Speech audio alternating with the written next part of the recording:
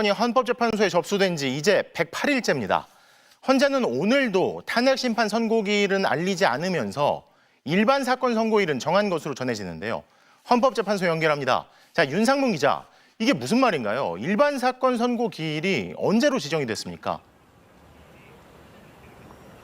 네, 헌법재판소가 오는 4월 10일에 일반 사건 선고를 진행하기로 했습니다.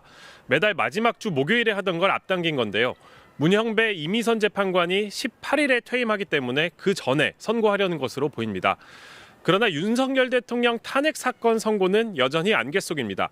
헌재는 오늘도 침묵을 이어갔습니다. 오전 10시에 시작한 재판관 평의는 오전 중에 끝난 것으로 알려졌습니다. 지난주 수요일에는 30분 정도 열렸고 목요일에는 열리지 않았습니다. 금요일에는 1시간 만에 마무리됐다고 하는데요. 재판관들 사이에 이견이 있을 거라는 관측과 결론에 다 이른 것 같다는 분석이 엇갈리고 있습니다. 헌재 측은 평의 시간이 짧은 날도 있고 긴 날도 있다. 이유는 재판관 외에는 아무도 모른다고 했습니다. 자, 예할 것은 예하고 아니오 할 것은 아니오라고만 해라. 그 이상은 악에서 나오는 것이다. 자, 주말에 나온 천주교 사제와 수도자 3,462명의 메시지가 인상적이었는데 무엇보다 수많은 시민들이 신속한 선고를 촉구하고 있잖아요. 네, 그렇습니다.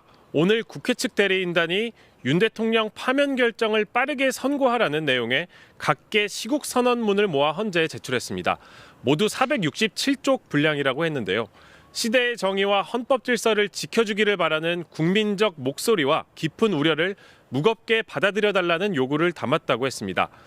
교황청 성직자부 장관인 유흥식 추기경에 더 이상 지체할 이유가 없다는 영상 메시지 전문과 한강 작가 등 문인 414명의 공동 성명, 천주교 사제, 수도자 3천여 명의 시국 선언, 참여연대와 대한변협 등 단체들의 성명도 담았습니다.